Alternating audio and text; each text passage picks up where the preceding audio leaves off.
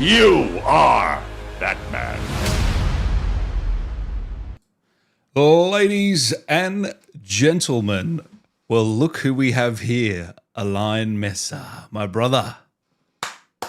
Good to see you. No, you deserve the applause. You deserve the applause. Yes, you're a hardworking man. No. You deserve all the applause, my brother. BAFTA nominated actor now.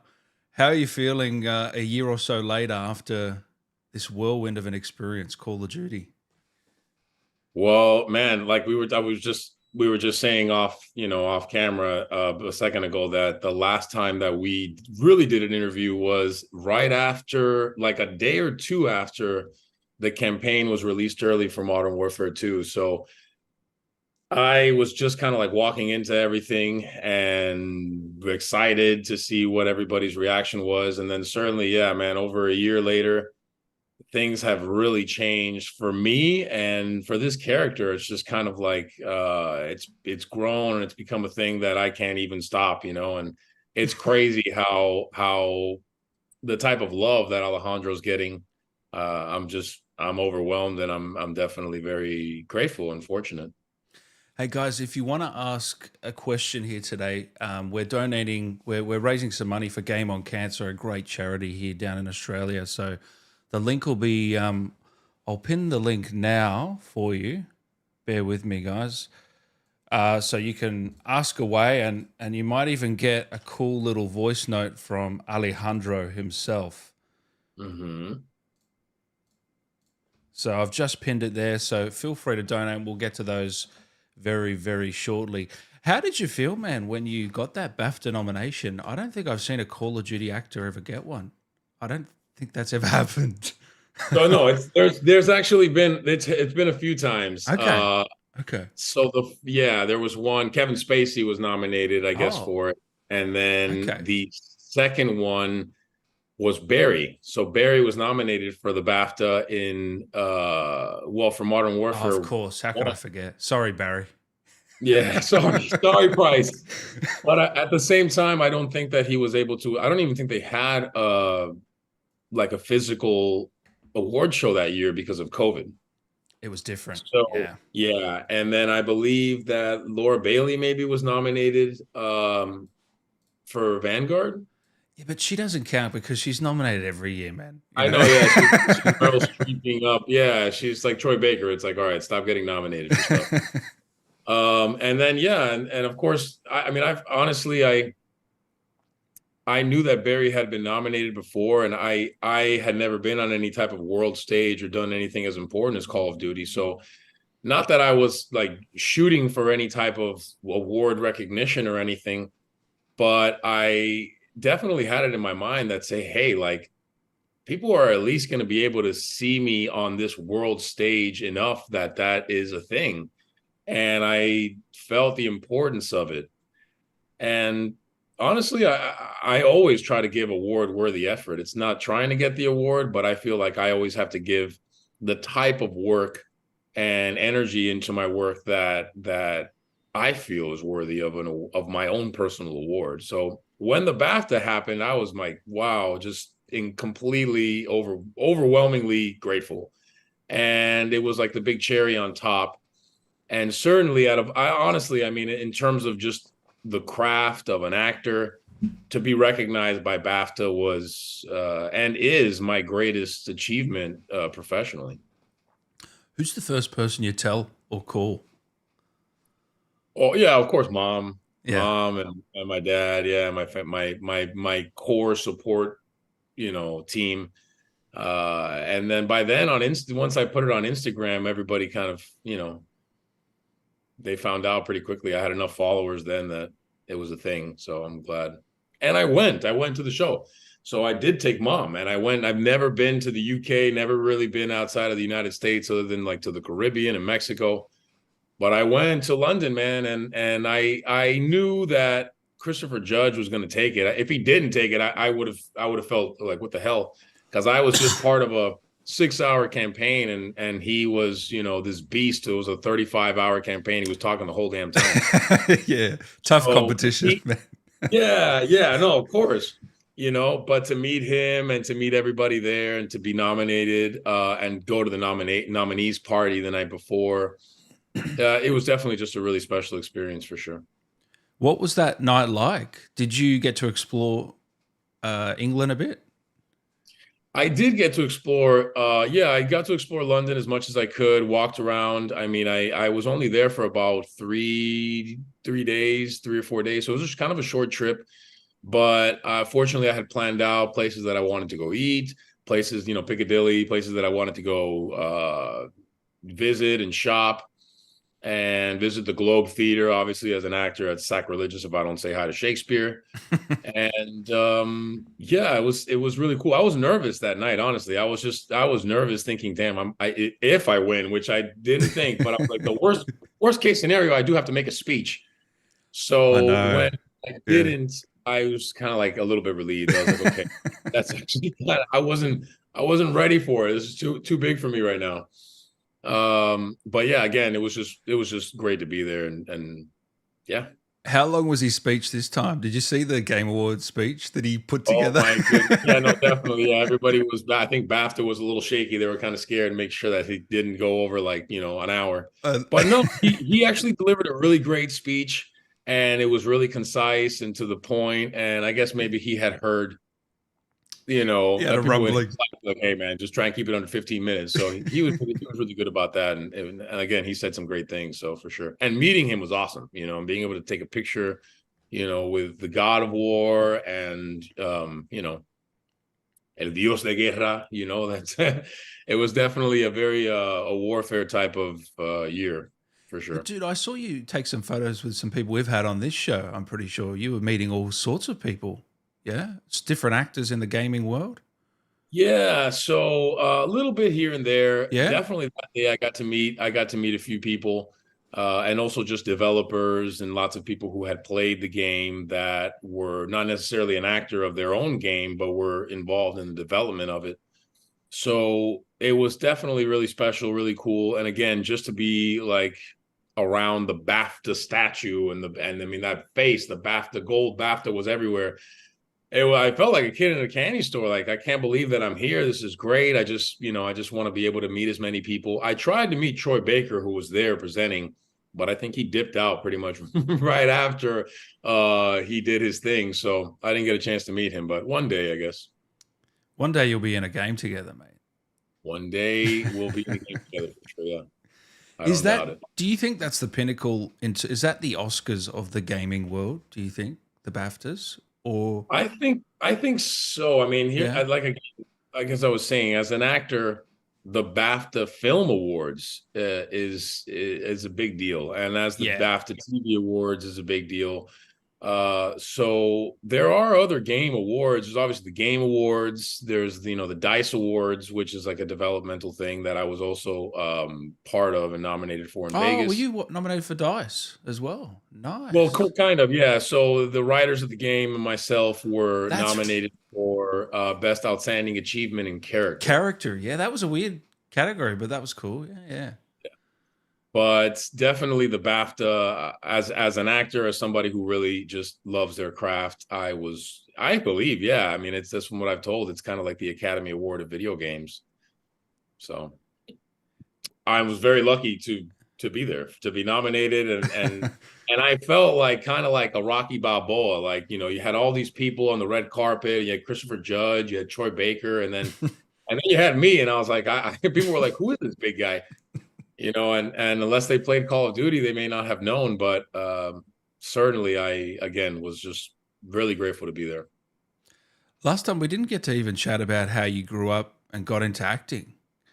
I heard you say something interesting recently, where you said acting is kind of like walking through a valley, and then you'll land this role, and you'll be on top of the mountain, then you can see the mountains ahead. It was a really cool analogy that you came up with there, and obviously landing Call of Duty was one of those mountains for you. But take us back to how you got into this love of acting and growing up. Yeah. So I was always, ever since I was a kid, ever since as far back as I could remember, I was always performing somewhere. always trying to entertain, whether it be family, friends. I was always eager to be in the school productions before I started acting training.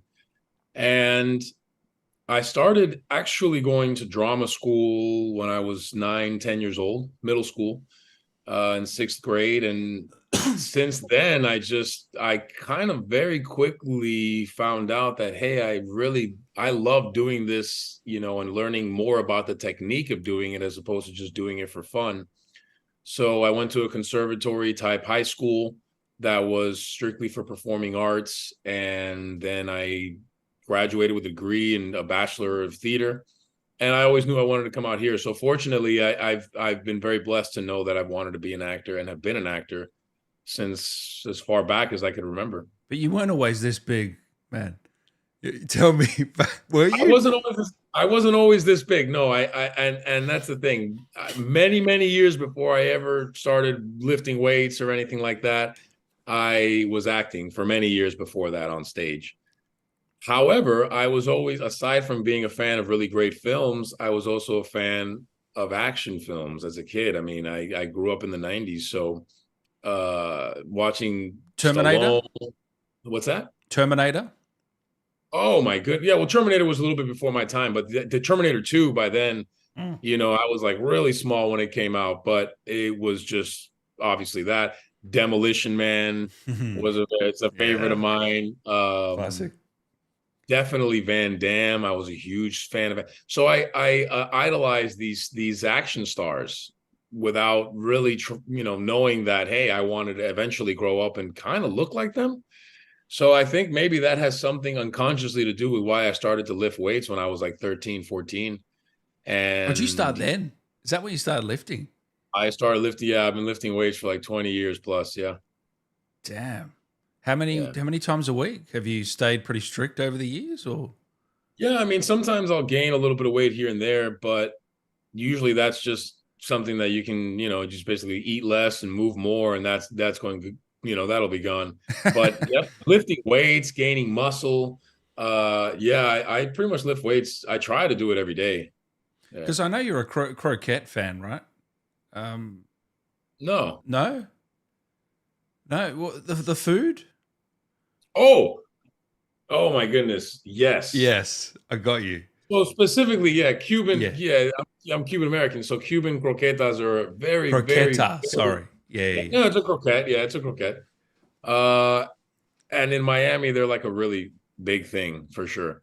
Uh, Ah, it's just as common as getting a taco in LA. yeah. It's everybody gets coffee and they get a couple croquetas, and I've been having them since I was a baby. So yeah, and just food in general, man. I love food. I mean, I got to remind myself not to eat and just kind of watch my mouth because I just can eat anything. So you're not on a fully strict diet. Not really. No, I'm on the diet where I most of the time will be really good and eat healthy, keep my calories low. But for the most part, I love to enjoy life. So Nice, man.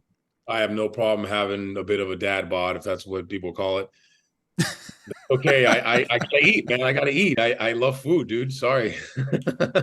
I've been pretty close to the six pack and I've been very lean and a lot of the times I'm just tired and I want to eat more and hungry. So I just would rather have a little bit of cushion, be able to work out, lift weights, be happy. And when duty calls, if I need to, lose any weight for any role, no problem. But for the most part, let me just eat and enjoy my life. That's that's that philosophy, man. Because I was speaking to Chad the other day, and he strictly eats meat and barely anything else. I couldn't believe it. Like I sticks mean, to the steaks. he's in super great shape. So Oh, I know, but yeah, it just all depends on. I know certain people that that's all they do. They do keto. They want to eat meat. They just do protein and fat. And people usually tell me, you don't eat carbs, do you? You jog every day, don't you? I go, first of all, I never jog. And I love carbs. I love carbohydrates so much. Bread and we're like this, same, man. I same here. love bread. So, Yeah, and rice. And sometimes I'll just be like protein, like a little bit. Let me just get more of the carbs. So I have to do that. But at the end of the day, honestly, and a lot of people will disagree with me, and they shouldn't because they're wrong.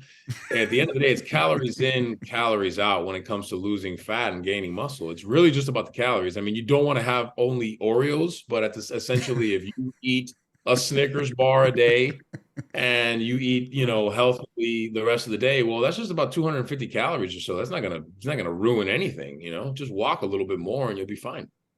How People put many too much. how many calories are you allowed each day? Now we're getting really into the weeds. Oh Sorry. yeah, now this is You don't everybody's have like, to okay, answer. Alejandro's workout regimen. You don't. I try to keep it around 3,000, Yeah, 3,000 I calories, which is thought a so. lot to certain people. But then No. again, I weigh like 210 pounds and I lift a lot of weights and do a lot of cardio. You're active. Yeah. I'm very Yeah. active. Yeah. If you're active, that's good. Yeah. Mhm. Bear with glasses here says dad bods are superior, apparently. There you go.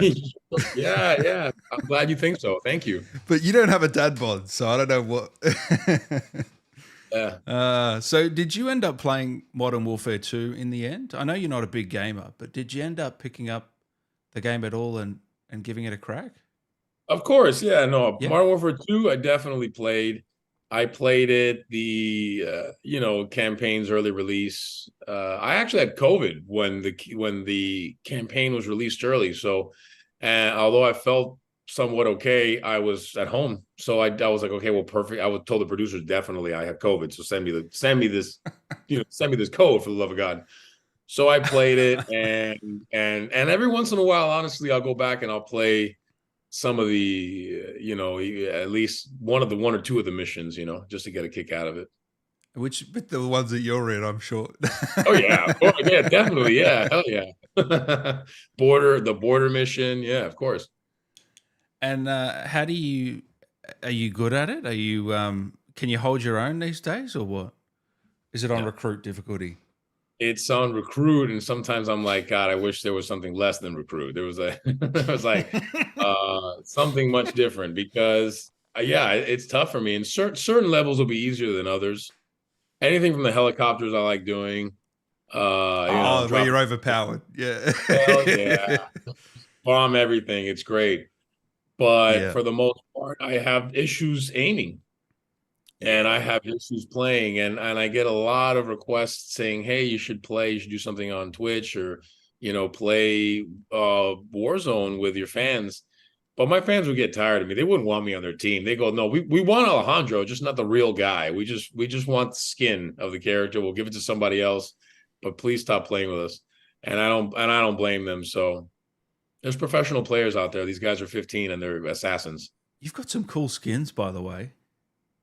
Not as cool as Maria, I'd say. Maria definitely has the No, cooler she's skin. she's pretty lucky. She got in Every the game twice. Yeah. Every once in a while, people will get me a new skin and they'll be like, new Alejandro skin. And it will literally be like a camo bush covering my entire body with like sunglasses. And I'm like, okay, well, yeah, I guess that's me. That's me, man, but can't tell. Oh, yeah, So they seem to put a lot of effort into the ghost skins. You know, he's got the sickest skins, 30 of them, and then yeah, everyone else has about 5 or 6. Yeah. yeah. That's all Bloody good. Samuel, man. That Yeah. bastard. No, and Valeria, yes, you're right. She has a few too. But you haven't played much Warzone, have you? Really? I'm gonna be honest, I've never played Warzone. Wow. There you go. I've never played Warzone. Yeah, I Yeah, you just haven't can do taken the the dive yet. campaign, man, but I Yeah. can do the campaign. But when it comes to shooting up other people and being part of a team and people relying on me, oh no, please rely on me with the acting. Yeah, definitely, I got you guys. But when it comes to the bang bang, no way. Hey, How, I know Chad is like he's another assassin when it comes to Warzone, and he plays all the time. But uh, well, he's been playing for years and he still thinks he's terrible as well. So yeah, it's a tough one. How have you found the fandom though, man? Because you shot up to like 600th on IMDb for people who that's like searches and that's pretty high. I mean, that's 600 in the world at one point, somewhere around there, maybe higher. And then you've gained over 100,000 followers on Instagram, which isn't easy to do, let me tell you. So how have you found coping with all this fandom and attention all of a sudden on you? Well, it's online it seems like a big thing. Obviously, the lots I had 300 followers before the key art for Modern Warfare 2 was released, and they were all aunts and cousins and friends, so and moms and dads. So definitely now that I have, again over 100, I think like 115 or something, it definitely is again how I feel about this whole situation. It's overwhelmingly grateful. I'm blessed.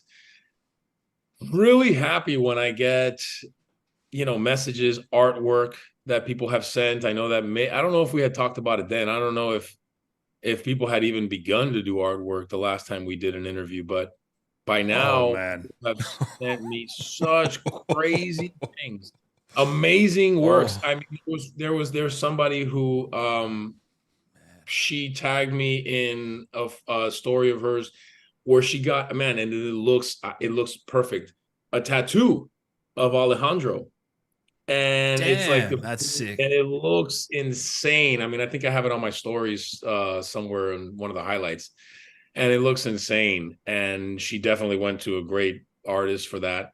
So when people send me stuff like that, that was a big one for sure. I mean, to have somebody idolize me on their arm like that That's as a character, crazy. Yeah. super super great, and definitely makes me feel like I have done something great.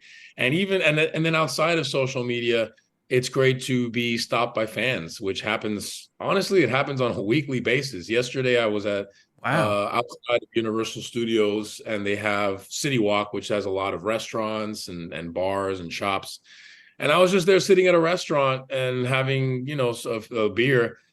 And yeah, every once in a while, several people would come up and be like, "You're this guy, aren't you? We've been here the whole time." And the people behind me sitting down were like, "Sorry, we didn't know if you heard us whispering, but it's you."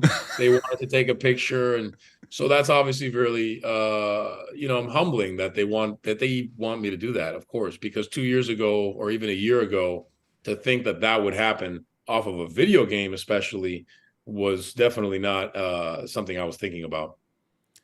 Wow. So you're actually getting stopped now on the streets. Have you done any Comic Cons where you actually get to converse with fans? I've not done any Comic Cons. Okay. I attended San Diego Comic Con. I was there Oh, with, yeah, I went with my brother, and I did meet some fans for sure. It was overwhelmingly packed. Also because I think that because of the writers' strike at the time, or I think the actors' strike had just struck, they no, but none of the actors were going. They weren't doing any of the panels. So everybody was inside of the exhibit floor, and it just made it so difficult so to walk. I mean, yeah. honestly, like you wouldn't have known that Robert De Niro was there. Forget about Alejandro. In fact, it focused on kind of getting around. But I did meet some people. I took some pictures with some cosplayers that Yep. were, dressed as Ghost. Oh yeah, And there would have been a lot of those, eh? yeah, there was a few. And yeah, I mean, I don't doubt that I would do it eventually, but You're open to it? yeah, I'm open to it. I mean, honestly, like Comic Con really wasn't my thing. It seemed like a lot of people. I did happen to was lucky to get the Ghost, like, limited edition, one of 1,000 action figures, which Call of Duty Jazzwares, the Jazzwares booth had, like the first Call of Duty toys or action figures essentially that were there. It was Ghost, Frank Woods, and then they had like this Ghost bust. So it was really cool to be able to walk away with one. And I got one for Samuel. I sent it to him. And he was, very grateful for that. Oh, that's So cool. That's a nice yeah, friend. Ghost, come on, Ghost, That's a yeah, nice friend. my hermano. Yeah, Ghost obviously sells. He's the first that for anything merch. He's the first they go to, or What a ham, skins. yeah, superstar. We get it. But when are they going to do an Alejandro? Anything, action figure? I'd buy that. Yeah, I'd buy. I Pop I fighter. wouldn't bet. Hopefully, I'll get some for free. Yeah. Um, I'm not sure. Although, if you're hopeful about it, remain hopeful. That doesn't, I don't. I think maybe if we're all lucky. Of course, I'm held down by NDAs and stuff, but Yeah, yeah. The fact that I'm held bound by an NDA would give you some sort of clue about it. So, be hopeful and maybe we'll see what happens next year. Man, it was great to see you come back for was it season 5? Season 3? Season 3, yeah, it was Season season 3. 3. Season 3. Great little cutscene there with Rudy. Um, Now, did you shoot that this year? We shot that, yeah, I believe so. I believe it was this year. Yeah. Well, March, and it might have been in January or something. I mean, I know that in January we were, I was already doing the photo shoot with Maria for the key art for season 3, which we were very lucky to be, at the forefront of. And I'm not sure exactly when we did that, but it was one day's job, one day's work. I know that the voiceover stuff that we did, that was also done in like a week or two, over the course of a few sessions. That was done maybe in February, but it was a pretty quick turnaround, I believe. I could be wrong. I could be completely No, wrong. no, that sounds right. Yeah. And so now you guys are obviously you're going off and sort of taking care of business with her. Is that the reason why you weren't in Modern Warfare 3? Or is that why you feel like it's just a different story? Yeah, I think it's a different story. I think that it would have maybe been a little bit too much if Mm. Alejandro they just said, "Hey, I got to take care of stuff here in Mexico," and then it's like, "Okay, actually, you know what? I'll go wherever you guys are going." So I think that I think he's still kind of holding it down there, but Alejandro is not dead. People go, "Oh my God, did he die? Is Valeria gonna kill him?" I don't think so. I'm pretty sure that's not going to happen, considering that they made it very clear that the only one who can kill Alejandro is Alejandro.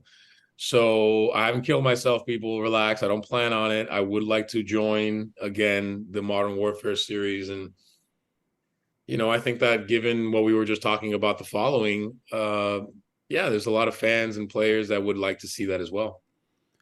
Besides Ghost, because obviously he died in the original game, they're not going to make that same mistake again.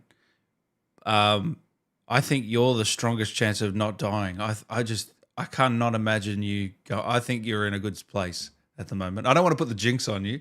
Yeah.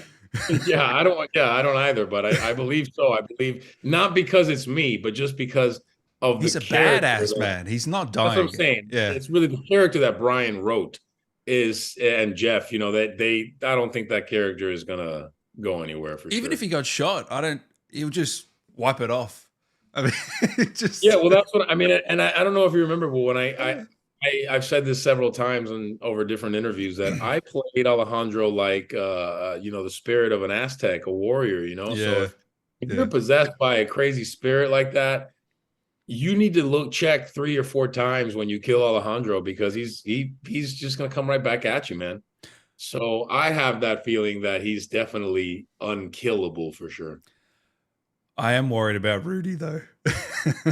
Oh I'm yeah, worried about Rudy.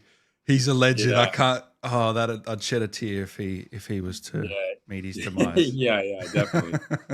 He's like the Robin to your Batman in many Hmm. respects. Yeah, He's a legend. We've had him on the show, yeah. and he was in that cutscene as well for season 3. You guys obviously went off and fight. So, how do you think Neil's feeling, knowing that? Spoilers, guys. By the way, if you haven't played Modern Warfare 3, Uh-oh. Neil has met his demise. Soap, thanks to Makarov. I mean, what was your reaction? You probably knew before the game came out, but when you saw that Well, yeah, cutscene, and yeah. So yeah, I did reach out. In the same way as before, I said, "Hey, let me get a code. Let me play this game." I was really excited to see where the story went because Alejandro did not know about where it was going to go. But even before I finished the first, level, the first mission, people already were reaching. They spoiled it to me, and it's okay, man. Whoever spoiled it for me, it's okay, guys. Don't worry about it. Alejandro loves you anyway. But people were like, Alejandro, why didn't you save your hermano? And I go, oh my goodness, one of these hermanos dies.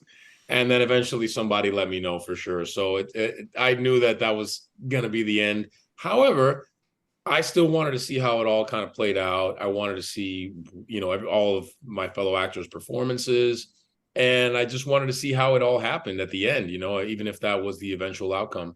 So I still had a good time playing for sure. How do you think he's feeling, man? Knowing because you guys came on this project basically the same time, and now a year or so later, that's it. Well, I mean, I honestly can't tell you how he's feeling. I can tell you how I would be feeling. I would be feeling grateful to have been immortalized as Soap. I mean, the guy, it doesn't matter if you kill off Spider-Man or not, you're still Spider-Man. That's who you are. So, and people love him. People love Soap. They love that character. They get so, people make all sorts of art and merchandise on that as well.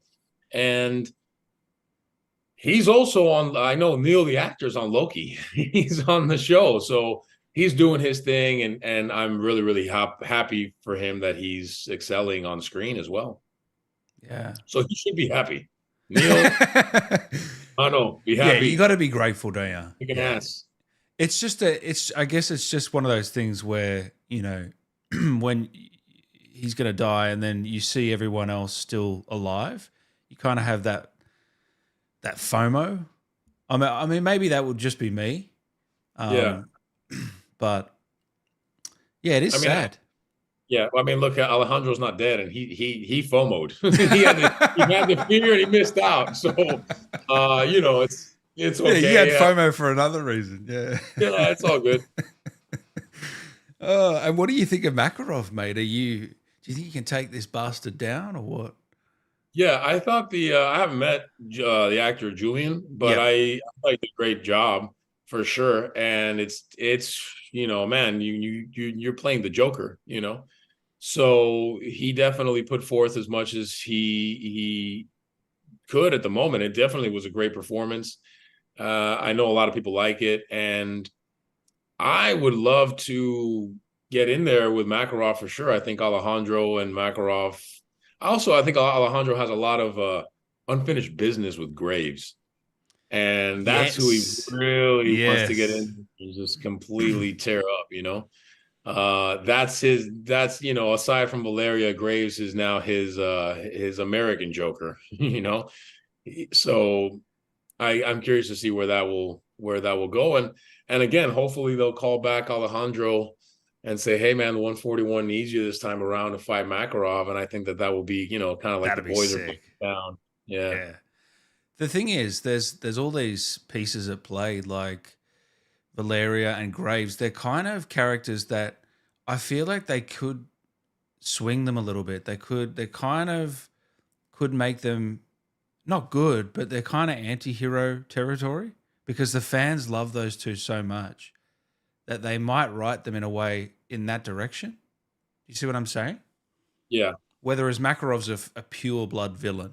Yeah, there's no saving him at this point. Yeah. Yeah. Whereas the other two, they might be able to swing over to the others. What do you think? I mean, I think that Alejandro, oh man,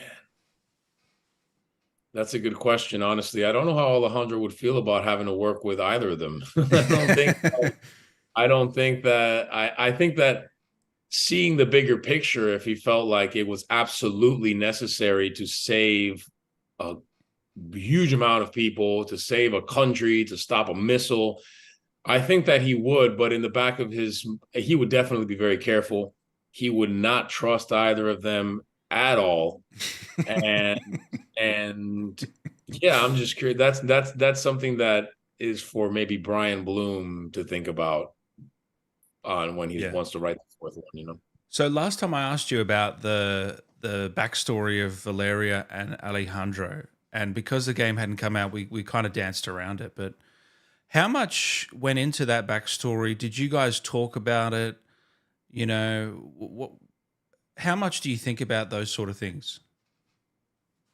Well, when I was working on the game, I was given just what was in the script. There was talks about what had happened between them in terms of the betrayal, but I know that I developed so much more, character background, history between them, and backstory enough that I knew that I could go in there and work. So most of that stuff was secret essentially to me. It was I didn't have to tell Maria about it, or I didn't have to tell Brian about it. I just had kind of had to show up and have it in me, and know it, which really helped me out in the scenes with her and the whole arc of the story.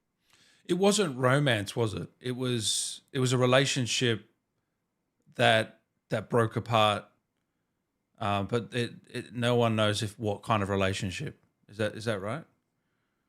Yeah, I almost, there's so many different things that people were saying, so many different theories that I almost don't want to say That's all exactly right. No, yeah, please. If you what don't it want to is. say, yeah. But there is definitely element, with Valeria, you see a lot of different relationship dynamics between the two. So there is definitely like a carnal, romantic, somewhat sexual, but at the same time feeling, but at the same time, it's also a sister relationship and a friend Mm. relationship. And so it's a lot of different things that are going on, at least within Alejandro, that helped me dictate my performance for sure. Yeah, 100%.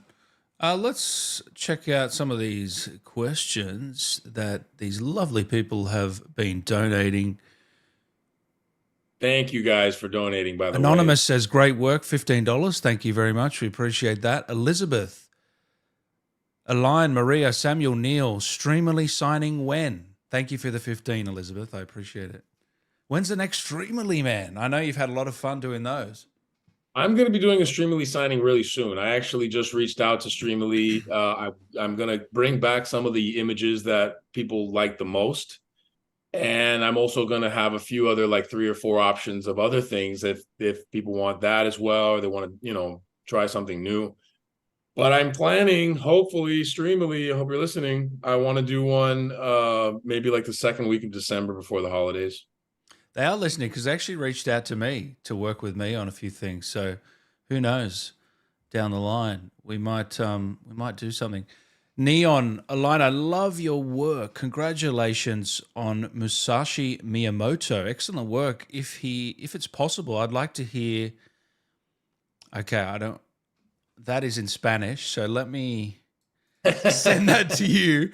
Oh Let boy. me let me show you that on my screen now, so you can, because I don't want to butcher that like I did last time. Um, can you see that? Can you make it a little bigger? I sure can. Oh, maybe not. Um, Hold on, zoom in. Where are we? How do I zoom in? If you zoom, maybe, yeah. Here, let me put it into the Zoom chat for you. Sorry, guys, bear with us here.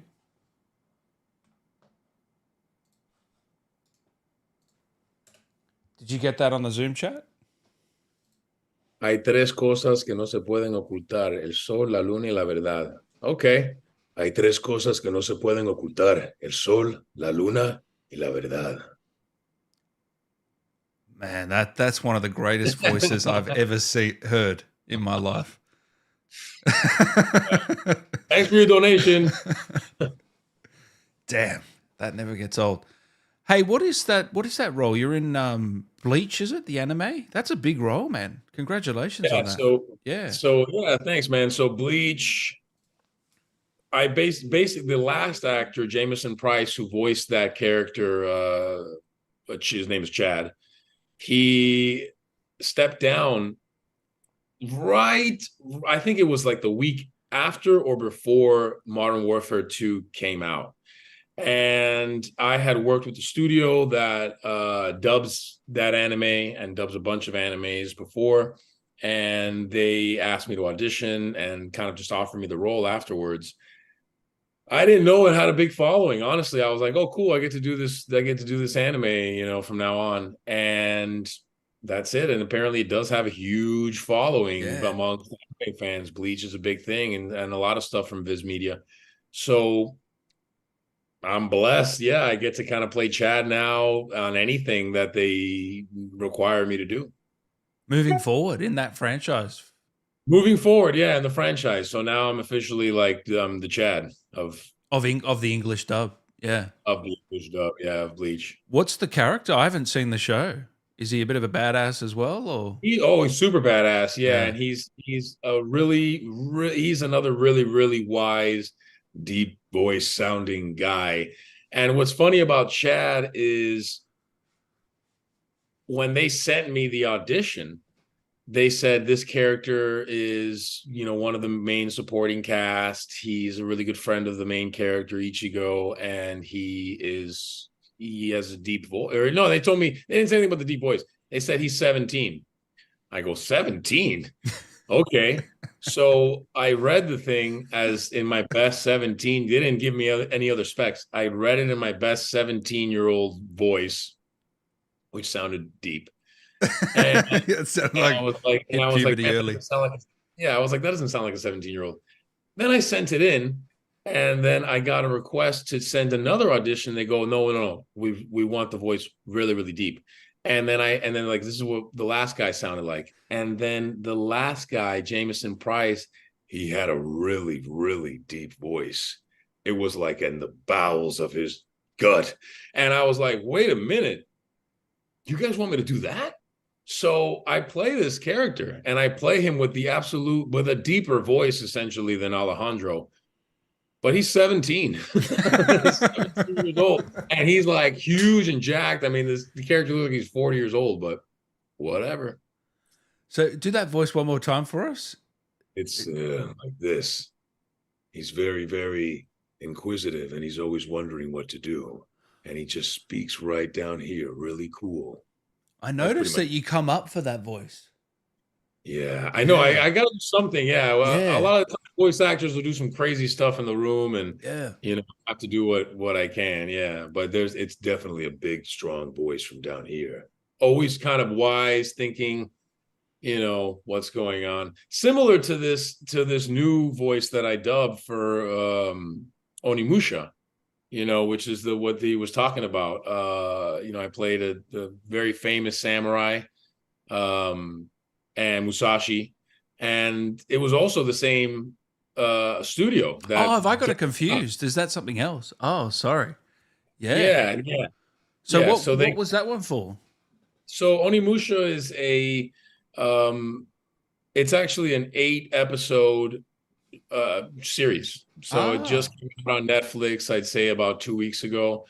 And it's I don't know if you're familiar with Takashi Miike, but he's a very famous horror director and Hmm. filmmaker. And it's it was awesome graphics, awesome story. You have some really great actors that are in there dubbing the English version. Yuri Lowenthal, who's Yeah, right on legend. top everywhere. Yeah, he's a legend. He's Spider-Man now. His game's out. So it was really cool to be able to work on that. And again, they brought me in. They wanted me to do somewhat of a similar voice as Bleach. Another wise old, character who's can kill off anybody with swords, but he'll also be thinking at the same time like what the meaning of life is. And Yeah. one of those that like everybody needs his help. They're running around crazy, help. And he's just there like, what am I gonna do? What am I gonna do with the sword? And he's just like, yeah, I'll kill these people off, no problem. Um, but yeah, definitely check it out if you guys haven't. Onimusha on Netflix. Definitely. I played, the character Miyamoto Musashi, who was the main character, so it's cool. And Damn. little note, Yuri, who plays, he's in there. He plays one of the main characters that are there as well. I've been credited on some of Yuri's stuff before. I've never actually worked with him. I didn't get a chance to work with him on this either because we all dubbed it. But the little tiny bit note is that for the first book that I ever read about voiceover, and it became and still is kind of like my voiceover Bible, was called Voiceover Voice Actor, and it was written by Yuri Lowenthal. So Wow. I didn't realize it until I was watching the show that I was like, wait a minute, like I'm just so blessed to be on the same cast as Yuri and him essentially be part of the supporting cast of my character. And the guy is the reason why I essentially am in voiceover. And his advice was what really helped me to get my career started. So thank you, Yuri. I know you're probably not watching, but if you do happen to come around this, you should be watching Dan Allen all the time. And second of all, thank you for all that information in the book. I didn't know he did a book. Yeah, that's really cool. Really, and with his wife, yeah, Tara Platt, and it's a really very famous, voiceover book. And it's really popular. I read it again it was written over 10, 15 years ago, and I read it maybe 10 years ago when I started to do voiceover, and now they have an updated version, but check it out if you guys want. Voiceover voice actor by Yuri Lowenthal and his wife Tara Platt. Funnily enough, he's actually in a few Call of Duties as like background characters and stuff like that. Oh yeah. Oh yeah. Yeah. Like in the Who doesn't want to first Modern Warfare in 2019, you can hear him in the first mission with Alex, with Chad. He's one of the soldiers there. But I mean, obviously, people know him as Spider-Man in the recent Spider-Man game, which he might even win all the awards. He's a really good performance. Yeah. Well, dude, he just got, yeah, that's what I'm saying. He got nominated for best performance. He probably will get nominated for a BAFTA, and I wouldn't be surprised if I mean, so many people love that character. I haven't played the game, but I know a bunch of my friends have, and they just absolutely love it. And I know that his body of work is incredible, so I don't doubt that what he did with Spider-Man is incredible as well. I know you can't talk about upcoming projects, but can I ask, what after Call of Duty, have you seen an increase in video game work or auditions? Not really, not really. You'd think, but no, I haven't. This coming year, I was planning on kind of pushing myself forward on screen, and I'm working with a new manager. But honestly, at the same time, I was really comfortable and happy with all the success that Call of Duty brought me. I mean, between the BAFTA, between the artwork and the followers and people getting tattoos of me, I was in a pretty content, comfortable place. And then when I said to myself, hey, let's really start getting out there and coming off of the success of the game and the BAFTA, I have a good shot at more opportunities. Then the writer's strike happened first, and then the actor's strike. And then I'm like, okay, great. Oh. I'm moving some stuff around in my career. I'm getting my ducks in order, and I'm have a new headshot session coming Cool. up in weeks.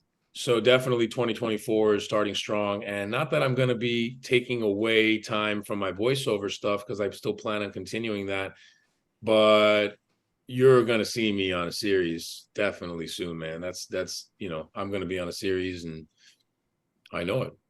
So yeah, you're looking to more go on screen. That's interesting. Yeah. Absolutely, yeah. Because I mean, I can't help but wonder what type of career, how things would be different right now if what I did for Call of Duty had was a yeah. Netflix series or Marvel franchise. And that's the thing. We would have this conversation a few times with the creators of Call of Duty, guys like Jeff and Brian, that you can essentially be a video game star, but not really people not be jumping to give you opportunities in other video games. Whereas if you're a TV star and not even that big of a TV star, or if you're just on a series regular on a good show, people will jump at you for opportunities to be in other things, no matter what. They'll just put scripts in your face and projects and money. And so it's kind of one of those weird things, but Why is that, do you think? probably because people don't, I think that video games are still going through a transition period. I think that now more than ever, actors are able to really convey emotion. And of course, because of the graphics, something like Call of Duty, people like, Blur Studios doing the cinematics. It's more so like a movie and a TV series than ever. But maybe the people who are casting the shows or the directors and the people who primarily work for on-screen, either TV or film, they may not know the type of impact and the type of transition that is happening right now. And now more than ever, you do have actors that want to do motion capture and want to do performance capture that didn't want to do it before. And maybe guys like, Yuri or definitely Troy Baker they acknowledged that there was complete artistry even 10 years ago doing that. Whereas now, of course, actors just want to get in there. Oh my goodness, I can get stopped on the street, for a character that I did. Well, yeah, if it looks like you, and if you do a good job, and if you're Mm. Alejandro, yeah. Yeah. What kind of is there any particular show or movies you'd be looking to go up for? Is there like, do you typecast yourself in a certain role? Like, do you have an archetype that you try and hit? Is that I a mean, thing, or it is a thing. I mean, people will definitely want to put you in some sort of yeah, they'll want to typecast you in a certain way. And that is okay. I mean, trying to get out there, if there was a series that is military based, I would hope that I would at least get the opportunity to be able to audition for it. That's the thing. It's stuff that I don't necessarily want anybody. I don't expect anybody to give me any roles or anything. Of course not. But I'm somebody that I want to be able to prove myself to myself and to others. And the opportunity is really all that I can ask for. People, I really believe that when preparation meets opportunity, that's what luck is. So it's not so much people getting lucky. It's just people being really prepared, really giving their energy, really putting forth everything that they can, given their craft. And then when they're given the right, they're given a little small stage and says, hey, do your thing and let's see what you can do. If you deliver, then there's people who are not going to be able to deny you. That's just the way so it true? is. It's so true, man. It's so It true. takes time. Sometimes you don't get that Yeah. for a while, but sometimes it takes years for people to get that right opportunity. I mean, I've been doing voiceover since 2013, and I didn't book Call of Duty till 2021. And I had been, doing little things here and there and getting paid. But again, it wasn't that world stage like COD. What do you do? We'll get to the other questions, guys. Bear with me. What do you do for mindfulness and positive outlook in your life and self development? Do you do much of that sort of stuff? I do a lot of that. I knew you I love did. that. Yeah. I love that question. I love that question. Yeah. I don't meditate as often as I should. I have other forms of ways of meditating. I mean, I'm somebody who, even if I can't sit still and meditate with my eyes closed in silence, I will go for a walk or a hike by myself, be around nature, meditate on who I am and who I want to become. And definitely, I am somebody who listens to a lot of podcasts, motivational speakers. I read a lot of books. You have to if you're trying to follow any type of endeavor that is difficult or is somewhat difficult to do, if you feel like you're trying to climb a baby mountain, then you have to brainwash yourself with the right things and the right ways I of like thinking that. and Yeah. philosophy, because you're going to get brainwashed no matter what. And the actors that continue to just allow things, external things, to brainwash them, those are the ones that give up. Those are the ones that don't have much of a career, or maybe have a little bit of a career, or end up doing plan B. But it's a tough game, man. It's a tough game, not just as an actor, but as a musician, as a dancer, as an artist, visual artist. I mean, that's the thing with the arts. There's no guarantee that you're going to have a career. And as an actor, many people want to get out there, and because they know that you're just one gig away from making 6-7 figures, so everybody wants to act. And that's the people who have been doing it their whole lives and really just are more focused on being a star of not just TV or film, but of their craft, an acting star. Then they are the ones that really will make it, because they're the ones that are continuing to brainwash themselves, and also just acknowledging their value, I think, is really important. If you know that you're made of everything that you believe you're made of, then you will. And honestly, you said it in the beginning, man. When you are in a valley and you hit a big mountain and you're at that peak of the mountain, you have to take a look around and acknowledge where you are and how far you've come, and also be able to see the other mountains ahead. And also, those mountains wouldn't exist if there weren't valleys in between them. So you have to know, hey, you're going to be in these valleys. People are going to be wondering where you were, if you fell off the mountain, or if you're ever going to do anything, or maybe they're happy because you did that one thing, that one mountain. but you have to acknowledge and you have to keep going and you have to really, really believe in yourself, because sometimes when you endure it as long as you can and you're like the last one there and you're like, oh my goodness, I don't know how much longer I can endure it. Well, then that's a lot of the time you're right around the corner from that one big gig. That does not look like a big gig. I didn't know Call of Duty was going to be this. I didn't even know what the hell I had booked. When I book it, I was like, oh, cool. They want to use my likeness and I want to be in a video game and like it's going to be a cool credit. That's all I thought. I had no idea that was going to lead me to the BAFTA awards. So you never know, man. And as you said, you got to keep walking in that valley. If you stop going after it, you're never going to go up the mountain because you've given up. You know, you can't give up. Yeah. And the hardest part is the first valley before you get to the first mountain, because the entire time you don't see any mountains, you don't see the peak, you just see the valley. And you keep thinking to yourself, you keep believing that there's mountains, you keep believing that there's a palace, you just know it. That's really where you really have to come up with all positive stuff. And that's really where you got to brainwash yourself with the right philosophy, because once you reach that first mountain, then you realize, holy shit, this mountain existed. And then you see the other ones. Then you say, then the next time that you're in a valley, you will remember that mountain that you crossed, that you were at the peak of, and you will remember what it was like in the valley before that. And the second valley may not be as hard. That's why that's so important to acknowledge your wins, even the baby wins, because there's small steps to that palace, you know? Yeah. Even I could put it in YouTube terms. I mean, you know, the first valley, 100,000 subscribers, you know, the next one, 1,000,000, you know, it can happen for, you can use this analogy for anything, for any work. I feel like any job. Yeah. Yeah. Caroline, best one word line in El Nombre, violently, lol. Question, do you have a favorite memory from filming the campaign? Thank you for the 25, Carolyn. Appreciate it. Thank you, Carolyn. My favorite memory from the campaign was, well, doing the interrogation scene with Valeria. Yeah.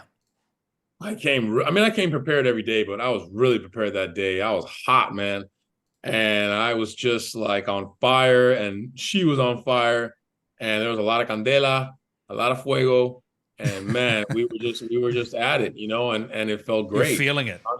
Yeah. Yeah, and also just to hear from, I know that Neil you know, that day mentioned that, hey, like, you know, you're really doing something special here. And that made me feel really good to hear that from my fellow actor. Yeah, I think that's important to do on set. If you're seeing someone do good work, tell them for sure, or in any way in life. What is your dream role? Ooh. My dream role. Well, I don't know what it is because it hasn't been written yet. But I can tell you, out of stuff that has been done, I would love to do something like Travis Bickle in Taxi Driver. Oh yeah, you'd be great. You'd be great at that. Yeah. And you know, to do something like that, somebody who is yeah, just everything that De Niro brought to that character. But I also think that character can be played in so many different ways, and it's just a dark place to go, but at the same time, there's so much to explore. And yeah, sometimes I think I would want to be that character, not because of the outcome, but because of most of the time, because of the process. I want to find something out about that character. I always have, Daniel Day-Lewis says, you always have a curiosity about the character, and then you just kind of keep having to try and satisfy that curiosity. So that's a character that I'm very curious about. He's possibly the greatest actor of all time. Or top three. He is. Yeah, he is the greatest actor of all time. Of course. Yeah, he's the greatest, of course. Yeah, he's in my top. I think he's in my top 3 for sure. CB, don't make a deal with her, Alain. It won't end well. Yeah, no, I know it, man. It didn't. Yeah. This is your sign to start a podcast, Alain, because you're speaking facts from Leo. Speaking facts, no problem.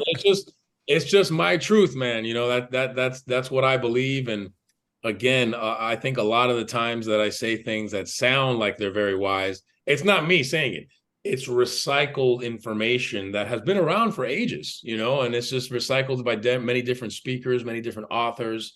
And again, when you are trying to follow some sort of artistic pursuit that is near impossible to some people, you got to get that in your brain. You got to brainwash yourself so that way you automatically think that way, and by now I don't have to remind myself of that. I just speak facts, but I think facts, man. That's how I really believe.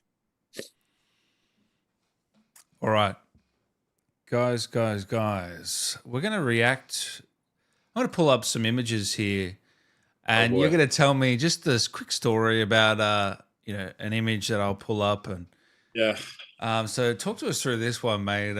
Who's this young fella? So this is I had already been working out for 2 years, as you can see. I got pecs better than the pecs that I got right now. Okay. I scared the other children, and I was the biggest bully, and people would throw me their lunch money even when I would just smile at them. Of course, I'm kidding, guys. That is definitely it looks like a photoshopped image, but it's not. It is a costume. That is Halloween, maybe in somewhere in the 90s. And that was The Ultimate Warrior, which was a favorite wrestler of mine, The Ultimate Warrior. I was going to say, did you grow up watching wrestling? I did not grow up watching wrestling, but I did watch a little bit of it. I know that Ultimate Warrior and Undertaker and Hulk Hogan, those guys were, I definitely did like them. Yeah. In middle school, I was a fan of The Rock. He was a big sensation for sure. But I wasn't a fan like some of the other my friends back in school. So how old were you there, you reckon? I'd say maybe I was like, 7. Damn. I was probably like 7 years old or something. I know this is I was so excited to eat my mother's home cooking that I took this picture that looks like a typical, like, I don't know, 50-year-old dad taking a picture next to like something an attraction. I was so happy. You have to understand, I don't live in Miami. So when I go back home, I mean, mom's home cooking is the bomb. I love mom's home cooking. And that's Cuban fried rice, which is one of her best dishes, which takes a long time to make. It takes hours. She makes it from scratch.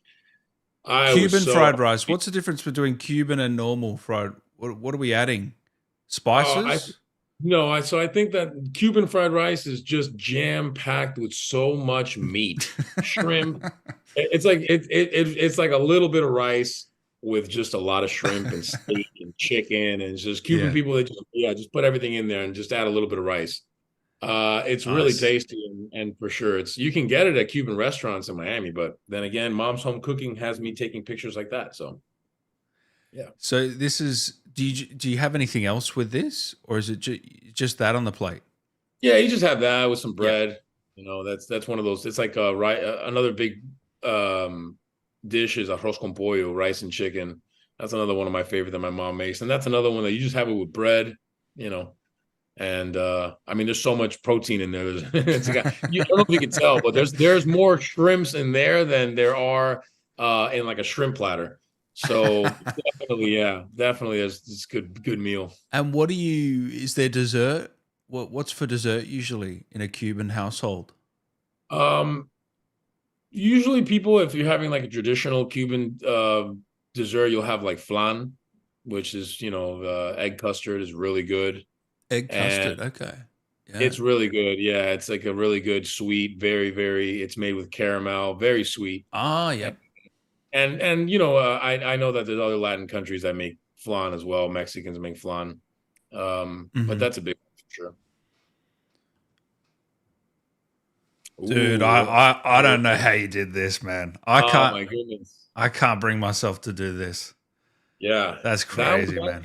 That was actually on Thanksgiving of 2020. That was Thanksgiving morning of 2020. During pandemic? Yeah. During the pandemic. Can't you see? Can't you see on my face? You've got a mask on. Oh my God. Is that a joke? That's not why. No. That's not why I had that there. But I was gonna say, Guys, you're not going to get COVID up there, Oh surely. no, the guy behind me might have COVID. I don't know, man. No, so that actually was one of my mother's bucket list things on for her birthday. And her birthday was in July, but we had set up several different. I had, she said, "Hey, I want to go skydiving. I want you to come with me. Is the only way I'll do it." I said, "Okay." So I got her the gift. But every time that we had set up a day to skydive in Miami, which is where we did it, it was raining. Of course, Miami rains all the time. So, we kept thinking, man, we're never going to be able to do this. It's not meant to be. But then the last day that we had set it up for was Thanksgiving morning. And it was, I don't know if you could see, just the most beautiful, an unusually beautiful, clear day for Miami. Very cool. And yeah, man, I jumped out of the building and it was awesome. What's that I mean, feeling like? yeah. Can you describe the feeling like moments before jumping? So definitely I was a little bit nervous, but at the same time, I was the first one that was going to be jumping. My mom wanted to make sure that I jumped before her. We did it with my cousin and her father, which is like my uncle. So I it wasn't actually as scary as I thought it was going to be. I mean, I knew it was going to be a big rush, and I kind of wanted it to just get it over with because from what I believe and what I had been told was that the first initial seconds that you jump are going to be the most shocking, obviously. And once you're there, it's really cool, man. I mean, you don't want it to end. You just feel so free. You're way above the entire city, so it's such a peaceful experience, honestly. If you're not one of the ones that's like, Peaceful. like Peaceful. screaming, it is That's the peaceful. word you Oh, use, peaceful. it is definitely very peaceful. Yeah, I thought so. So if you ever get a Damn. chance, try it, man. I'm sure there's some great skydiving in Australia. Oh, there is. Yeah, but Amazing, man, I amazing. I can't bring myself to do this. Even bungee jumping. I Oh well, mean, yeah, yeah. yeah. Have you ever bungee jumped? No. I haven't. I don't know if I Yeah. would do that, but Oh, yeah. So you prefer this? Yeah. No. Are you from? Did you live in Florida? Is that where or is it? Am I getting yeah. that So wrong? Yeah. no, you got it. Born and raised in Miami, Florida. Yeah, Miami. Ooh, okay. Yeah. So this is from a trip to the Grand Canyon that I did in I think December of 2018. And what's funny about that is my one of my best friends who took the picture, he is a big camper. He loves to go hiking, and he usually has to twist my arm to do that sort of stuff. So when he said let's hike the Grand, well, actually he said it's my birthday. His birthday was in December, I so he said guilt for tripped you. my birthday, Yeah. I know he does it all the time. So every birthday, I know that he's going to guilt trip me in some way. So he said, let's take this trip. We agreed on the Grand Canyon. So we hiked the South Kaibab Trail, I believe it was called, all the way from the top rim down to the bottom, camped one night, and then walked back up on a different trail. And Oh wow. yeah, so we did it all one day. It was a lot of walking, obviously, but it was gorgeous. It was an incredible experience. What was really cool is at the very, very top, we did this in December. So at the very, very top, all of the Grand Canyon was covered in snow, just all over the place. But as you walk down into the canyon, the temperature would increase. So we were, I mean, imagine covered in snow. I had like these snow like picks on the bottom of my shoes. But as you walk down, you'd have to take layers off and off and off. And then as you can Wow. see, this somewhere towards the middle, where at the bottom, yeah, you could be in a t-shirt and you were good to go. I have been to the Grand Canyon, but I never walked down it. But I went across the beam thing, and you can look down, and geez, that's a scary little thing when you see through it. Yeah, yeah, But yeah. yeah, I didn't know it's a full hike where you can stay and everything. That's cool. There's a whole bunch of hikes. Apparently, there's a lot of trails to get down. You can hike them, and in order to rent out or not, well, yeah, just to have the space to be able to camp, you do have to like set up a reservation in advance for that. But Yeah. a lot of people do it, and again, it's one of those experiences that I don't know if I'll ever do it again, just because I don't know if I'll have the opportunity. But definitely, I'm really really really glad that I was able to do it. By the way, guys, Alain has no idea what images I'm pulling. I have no idea. Yeah, I have no idea. I'm scared. uh, Oh God. Okay. So this image is from a man. This is years and years and years ago. I'd say it was like 2016, something like that. And this is from a movie. Oh, what the hell was it called? Lava Lantula. I think it nice. might be Lava Lantula 2. So I think Oh, there might have been the nice. first one. Yeah, that was the first one. Nice. And it was, one of those films similar to like Sharknado, where there was a giant tarantula that came. Actually, I just don't know, because that was like a 1 day gig. They just said, "Hey, we're going to do this like Scarface mock-up funny scene. It's supposed to be kind of like this shower scene in Scarface where they have him with the chainsaw." And it was Steve Guttenberg, who was from the Police Academy films, and he walks in and he sees us doing this, and he's like a cop in the movie too. So he sees us, kind of chopping this guy up with the chainsaw. And then right after this moment, I was attacked by this fucking spider, this huge spider, which wasn't there. It was CG. So they're like, yeah, just go ahead and get on the wall and just go, and just go crazy. And I was like, okay, gosh. So I did. Oh. Unfortunately, in the movie, they did add that silly looking tarantula to it. Hey, I So hope you get residuals for the check it out or movie. don't check it out. No, I don't get residuals Because I for was going to that. say they're going to skyrocket. The numbers will skyrocket now. I don't even know where to find that film, honestly. I don't think you can maybe I do get residuals, but nobody's watching it, so I don't know. So giant tarantula, possibly. Okay, Like that's interesting. something to do with coming out of a volcano, lava lantula. Yeah, right. Oh, there's me. Hi, hey, Mr. Bean. What a I was legend, Mr. Bean. I was a fan of Mr. Bean as a kid, man. I love Mr. Bean. This is back when I went to this year when I attended the BAFTAs. They had a park that basically just had a lot. It was like 4 or 5 or 6 different statues of, well, I guess they were, I don't know, British idols. Icons, yeah, Like Mary Poppins, yeah. and then they had Mr. Bean. And yeah, so I took a picture of Mr. Bean, which as a kid, you would think, I thought that there were like hundreds of Mr. Bean episodes. Apparently, there's only like 13 or 14 I episodes know. of Mr. They're Bean, so but replayable. yeah, it's incredibly replayable, man. Of course, yeah. What an incredible performer. Couple more. The Vaqueros. This is the last day working on Modern Warfare 2. Yeah, so Cool this shirt, was. by the way. Oh, thank you. Thank you so much. Yeah, of course, man. And Jeff has a cool shirt too. He's wearing speaking of Travis Bickle, he's got Travis Bickle on his shirt. Ah, yeah, Yeah, but yeah. that So that that's was the last Jeff and Brian. For anyone that doesn't know. Jeff and Brian, yeah, the Vaqueros, man.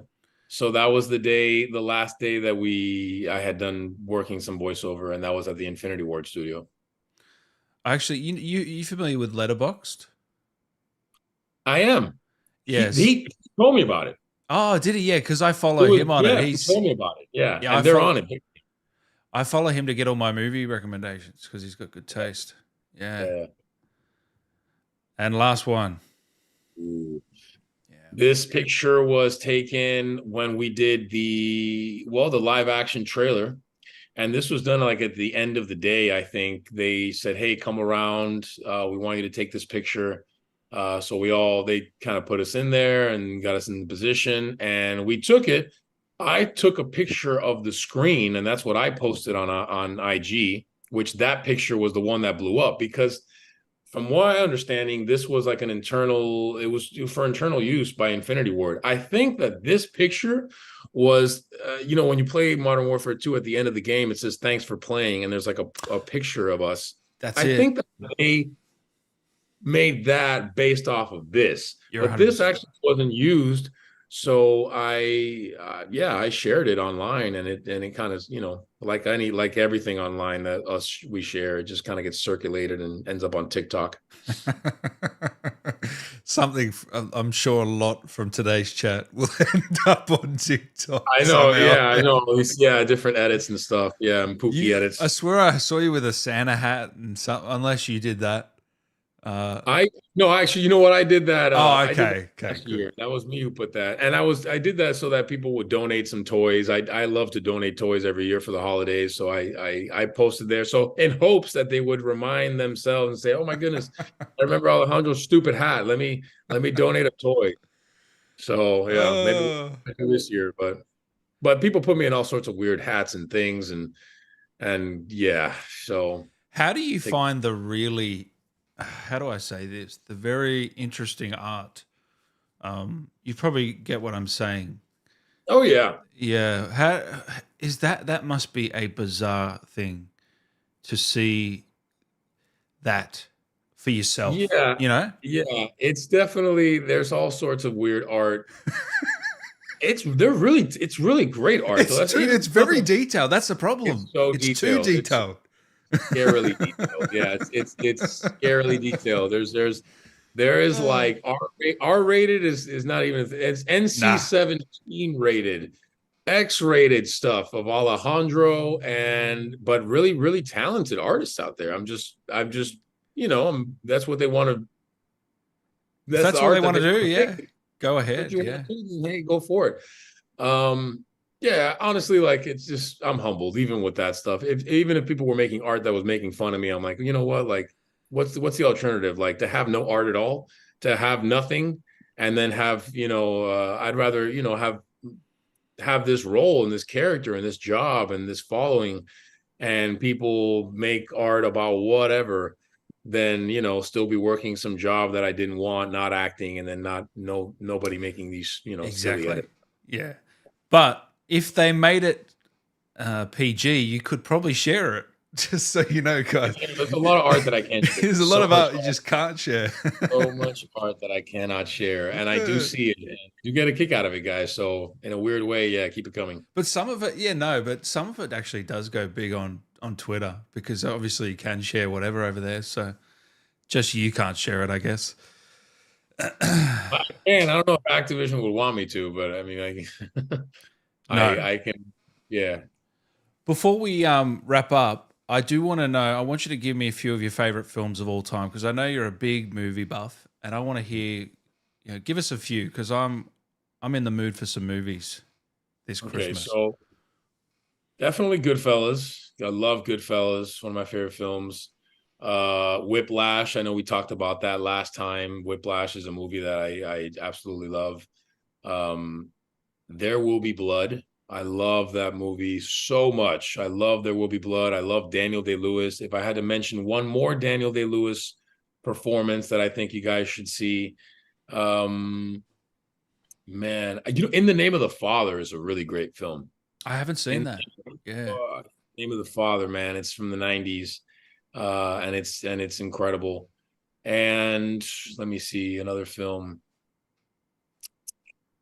I don't know. I mean, because I have a feeling you've seen a lot of movies, so I maybe I'm have, but I just haven't seen that one that you said. Daniel Day In the Name of Lewis. the Father. Yeah, I haven't seen that. No. Oh man, definitely check out Yeah, In I the Name of the will. I will. What about uh, comedy? You have any comedies?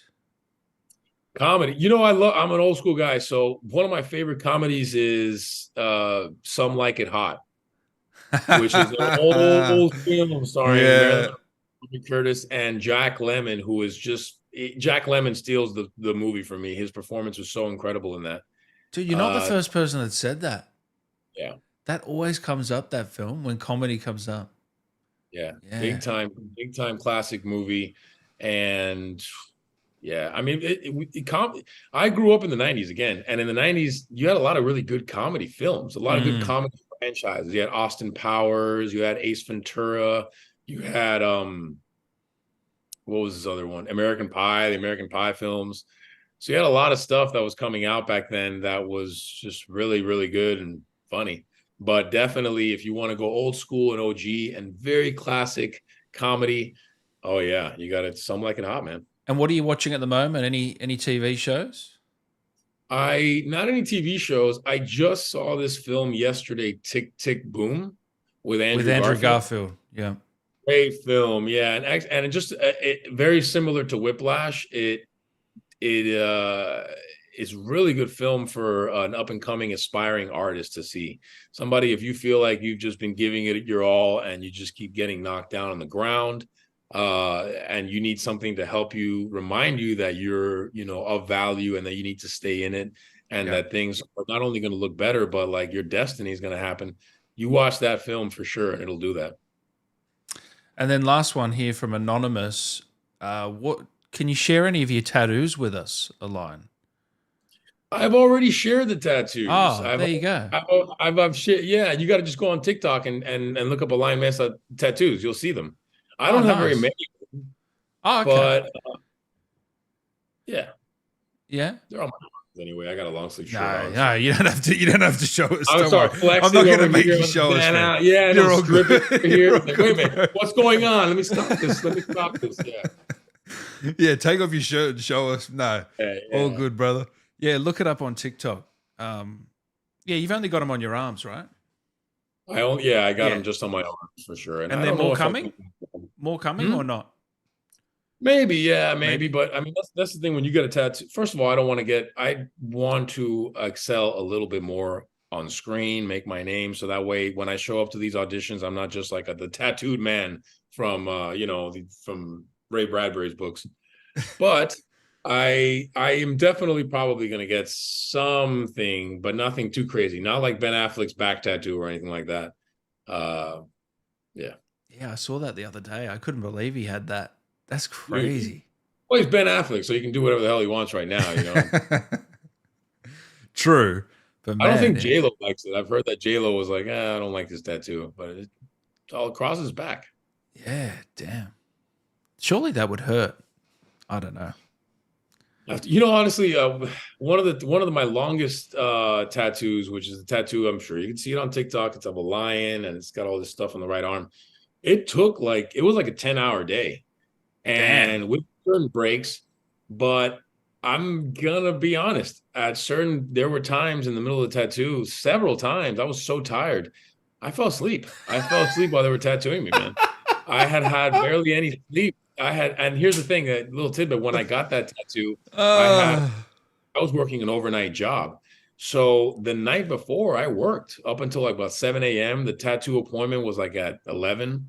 So I had maybe like 3 hours. So I knocked out, and I had a friend of mine who visited me who woke me up, and he's like, I can't believe you're asleep while you're getting this tattoo. But yeah, I fell asleep a couple times. But eventually, after a few hours of them picking it, you're just like, okay, it's not really a painful part, and then that's it. You just knock out. it just makes you look even more of a badass, man. So it works I for the think so, characters. yeah. Yeah. I do like saying that, but it's the truth. Yeah. It's funny. A lot of the characters you play are smart, So that's a testament to you, I reckon. There's something there, man. The wise, The warriors. wise warriors. A lot Yeah. of wise warriors. Yeah, for sure. Hey, man, thank you for giving up some time today. We really appreciate it. Thanks for coming back, being so kind to me, the fans. You're a legend, brother. So thank you again, and helping raise some money today. Appreciate it. Thank you, and thank you guys for tuning in. Thank you for watching, obviously, and then of course, yes, thank you for donating. Alejandro, myself, Dan, we all really appreciate it for sure, man. Is there anything you want to plug or say to the fans before we wrap up?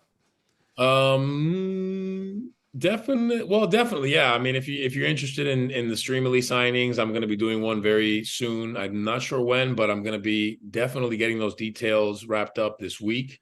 I'm thinking like the first or second week of December before the holidays. So if anybody wants to buy a nice little gift for somebody or for themselves, Great present for Christmas. Yeah, definitely. excellent present for Christmas. Yes. And Alejandro, if you haven't watched my signings, I doodle whatever the heck you guys want me to doodle. We come up with some weird stuff, and I love it all. So I'll try my best to draw what you guys want. But yeah, check that out. And then also, yeah, check out Onimusha if you guys want on Netflix. That's out there. Just watch the English dub of that. It's really cool. And if you are wondering where Alejandro is in the world of Modern Warfare and Call of Duty, don't cry. Don't worry. Alejandro is not out yet. He hasn't killed himself. He's out there fighting stuff. And when he hears that his hermano's gone, he's going to want to just wreak havoc on everybody. On Makarov, on Graves, on Valeria. you know, even Ghost is gonna have to like keep his distance. So it's gonna be wild, man. Trust me. Oh, I can't wait, man. And hope Yeah. you'll come back on the show when that happens.